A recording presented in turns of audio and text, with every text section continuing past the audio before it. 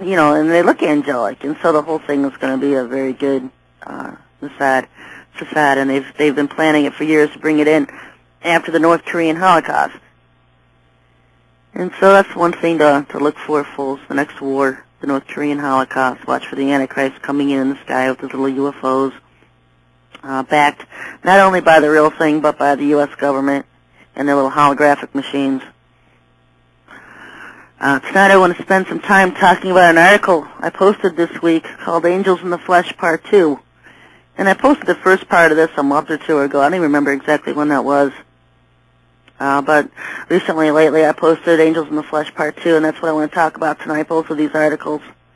This is just an area the Lord has led me into. I've always been fascinated with pre-Adamic civilization and what was really going on, and it's, He's put things on my mind over the last 2 years and on my heart, and just knowledge that He's given me, and I'm never really quick to act on anything. He just has to keep bringing it back and back and back to me. So lately, I just finally started putting the pieces of the puzzle together, and you can see throughout all the articles I write little bits of info that come out here and there, and then I'll come out with something else, and it just ties it all together. And so that's what Angels in the Flesh 2 is doing, and what it's really doing is giving some more information on Angels in the Flesh Part 1, and also my article on the Edomite seed line, information that I'd put in there. Well, they were there, the elect, chosen of God. They were there with Elohim when He recreated the earth. Many of the elect had previously lived on earth under the rule of Hallel, and I spell it the way it's pronounced from Hallel. Hallel is Satan's real name. It's not Lucifer. Well, Lucifer's one of his names, just as devil or dragon is one of his names. But Hallel, and you pronounce it Hallel, is Lucifer's real name. And he was the highest-ranking angel empowered by Yahweh and had been appointed to rule over all of His creation until the rebellion. The elect had lived here on earth and on other planets and what were angelic civilizations. Well, they lived pretty much as humans do on earth now. I don't know what all the differences and similarities were between the former angelic civilizations compared to the human ones. But at the ancient time, Hallel served as the master of praise, the light bearer, and many other things. At that time, they had access within the solar system to inhabit the planets and travel through space. Nothing was kept from them. They weren't limited to or had fleshly bodies. They possessed and lived in angelic forms. But something started to happen, and Hallel's rule became one of rebellion. He wanted to be God. He wanted the worship and praise of the angels of the Most High to be directed toward Himself. He coveted their worship and praise, and he wanted to be the Creator and to be honored and worshipped as God. Hallel contaminated our solar system with his greed and his pride. The angels who loved the Lord watched in disgust as Hallel recruited a third of the angels to join him in his rebellion, believing they could all become gods with him as their leader, or Most High God. They would attempt their own creations with both animals and what we now know as man. In Ezekiel 28 it says, "You were the anointed cherub that covers, and I had put you in the holy height of God." Hallel was not happy just being a high-ranking cherub with rule over multiple planets. He wanted to be like the Most High God. And you will find the pre-Adamic, prehistoric civilization on this earth within his realm of dominion and rebellion. All of the governing councils of the planets at that time were eventually overthrown by those loyal to Hallel's plans and became co-conspirators as Hallel would attempt to become accepted as the supreme ruler himself. Those loyal to the Most High were removed from their positions by force. Hallel's instigated rebellion became multi-planetary. He already had rule over all the politics and the economics, and so he implemented this rebellion under his own authority. But those loyal to the Lord would not go along with him, and they resisted and rebelled against Satan, and thus the kingdoms of the universe were divided.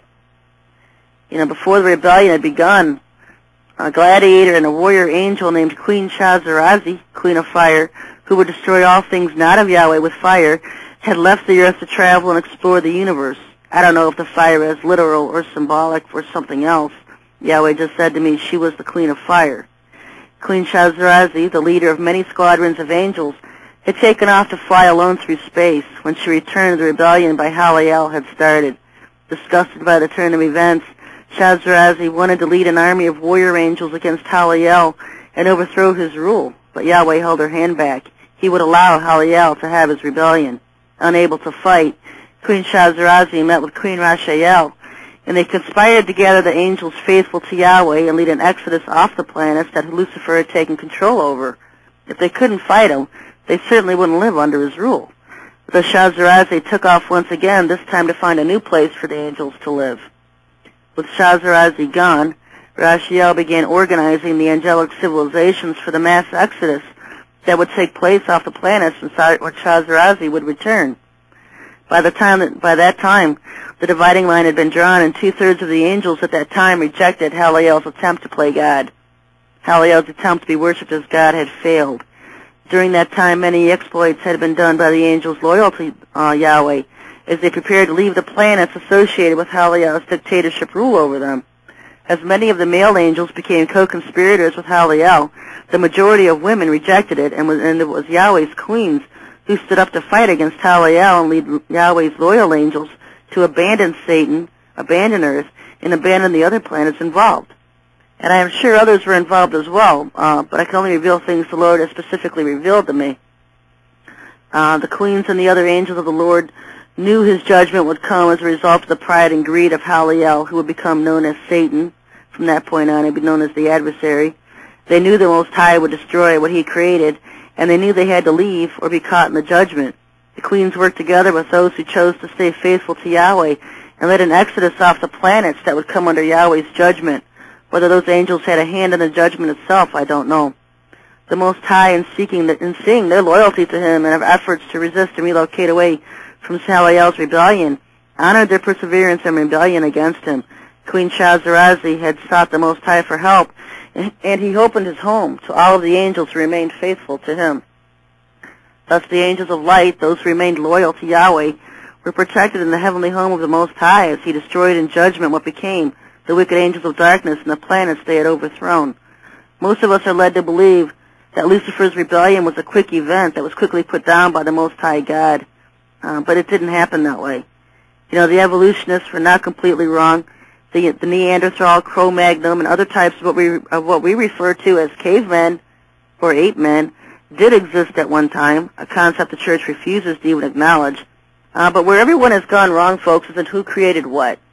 You know, Haliel and his conspirators could never accomplish what the Most High would with mankind, and that is why the evolutionists cannot find the missing link, the link between the ape-looking creatures of prehistoric times and the humans we have today, because they were not created by the same hand of the Most High God.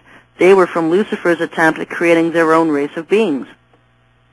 Haliel and his followers also attempted to create their own animals, and that is why we got the dinosaurs and other odd creatures we see in mythology and folklore. The skull and bones of prehistoric man and animals have been found from this ancient time when Lucifer and his followers were trying to create their own world. We don't know or remember what types of animals they had here to begin with, nor do we know or remember exactly what types are in heaven now. But there were animals of some kind, and it was these beings that Haliel's faction crossbred into the mythological creatures we have heard about, such as the mermans and the unicorns and the dinosaurs.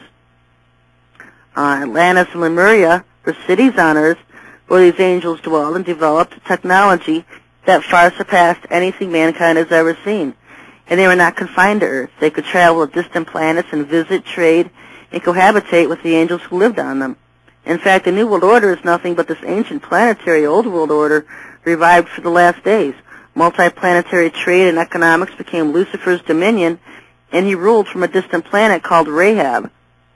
The Bible codes reveal that Lucifer had a mansion or a dwelling place on all these planets, including Earth. But his home planet was Rahab, located between Mars and Jupiter. And it was completely destroyed and cast out of our solar system with its inhabitants imprisoned inside of it. Rahab is returning to Earth in these last days and is known more commonly as Nibiru or Planet X, where those imprisoned will be released and allowed to come to Earth to help Lucifer subdue and conquer it. When the Lord judged and destroyed Rahab, he allowed Lucifer and some of his followers to escape. You know, the DNA imprint of humans